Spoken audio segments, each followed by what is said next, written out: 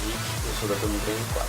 Neste vídeo iremos falar sobre a CICS, cujo tema é os impactos ambientais por conta das tintas industriais. Que iremos falar sobre como são compostos, os seus danos à saúde e ao meio ambiente. E usaremos um método que todos deveriam usar, é as tintas caseiras, que qualquer pessoa pode fazer. Então, aproveite o vídeo. Oi galera, meu nome é Joaquim Calisto, sou da turma 304. Hoje eu vou falar um pouco sobre tintas industriais e como elas são feitas. Quando a gente fala de tintas industriais, a gente tem 4 componentes que são os principais para a fabricação delas. Eles são a resina, que é o que permite a fixação da tinta na superfície específica que ela foi feita para ser aplicada. Então a tinta de cabelo tem um tipo de resina, a tinta de papel tem outra e assim procede. A gente tem o solvente, que o solvente ele é o que permite que a tinta se espalhe na superfície. Os aditivos geralmente são conservantes, que ajudam a manter a durabilidade da tinta. E por fim a gente tem o pigmento, que é a cor, que pode ser tanto de origem orgânica como inorgânica, tanto faz. Quando a gente fala de solventes, a gente tem que enfatizar que as tintas em pó elas não possuem solvente, elas são diluídas em água, principalmente. E as tintas líquidas possuem alguns solventes, e entre eles tem o acetato e o tolueno, que são componentes inflamáveis que podem ocasionar incêndios. Quando a gente fala de aditivos, a gente tem alguns conservantes que são derivados do petróleo, ou outros quando eu falo de substâncias que permitiam que elas se espalhassem melhor, também possuem alguns derivados do petróleo nessas substâncias.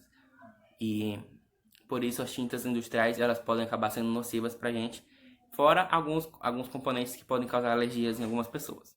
Olá, meu nome é Camille Alves, eu irei falar sobre as tintas industrializadas e seus impactos ambientais e sociais.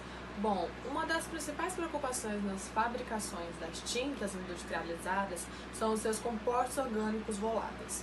Esses compostos podem ocasionar problemas, tanto para o meio ambiente quanto para as pessoas. Esses compostos liberam gases para a atmosfera, que causam poluição. E quanto às pessoas, esses compostos podem causar câncer e esclerose múltipla. Uma boa alternativa para ser utilizado ao invés das tintas industrializadas são as tintas orgânicas, que serão explicadas no próximo vídeo. No trabalho ele vai falar da importância de utilizar as tintas caseiras ou orgânicas ao invés de tintas industrializadas. As tintas caseiras elas são melhores de serem utilizadas porque na sua composição elas não vão nenhum tipo de metal pesado ou combustíveis voláteis, ou então derivados de petróleo ou plástico. Elas são bem mais puras, digamos assim, porque não prejudicam a camada de ozônio, não prejudicam o meio ambiente, porque a sua formação ela é feita de forma natural. Então, são muito melhores tanto para quem aplica a tinta pro pintor, quanto para quem vai morar no lugar, né? Porque vai tirar todo o mofo, toda a umidade por conta da sua composição. A sua data de validade ela é um pouco inferior às outras tintas, porque não tem nenhum composto químico, né, que faça ter uma longa duração ou algo assim. Mas elas são 100% atóxicas, então não vai ter problema de alergia, e para as pessoas que têm problema de alergia, vai ser a única que vai servir. Ela é uma ótima saída. Então, assim, para ser considerada uma tinta caseira ou orgânica, ela tem que se encaixar em 3 padrões. Ela tem que ser de composto ou mineral ou vegetal ou de insumo natural, como é o caso da tinta da Lula, que ela é utilizada tanto para corante alimentício como também para outras coisas, como pintura de guache, ser uma espécie de corante. Então, a tinta da Lula é um exemplo de insumo natural. Outra coisa que também tem que se encaixar é que ela não pode ter nenhum tipo de COV nela, que são os combustíveis voláteis, porque aí ela vai se tornar impura e vai ter composto químico, porque os combustíveis voláteis eles são compostos de metais pesados químicos. E outra coisa também é que ela não pode ser derivada do petróleo e nem do plástico, porque também isso implica que ela teria muitos componentes químicos na sua formação e já não seria tão natural. É importante o uso da tinta caseira e muito melhor por conta que o nosso meio ambiente ele já está tão prejudicado com tantas coisas, tantas queimadas, desmatamento, tantos problemas que já estão tendo.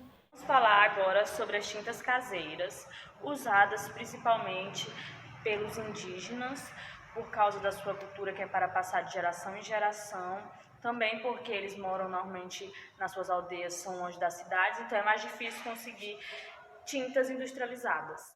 As que eles utilizam é urucum, abacate, beterraba, que são eles mesmos que plantam e fazem. Bora falar um pouco sobre como faz o do abacate. O abacate é o caroço do abacate.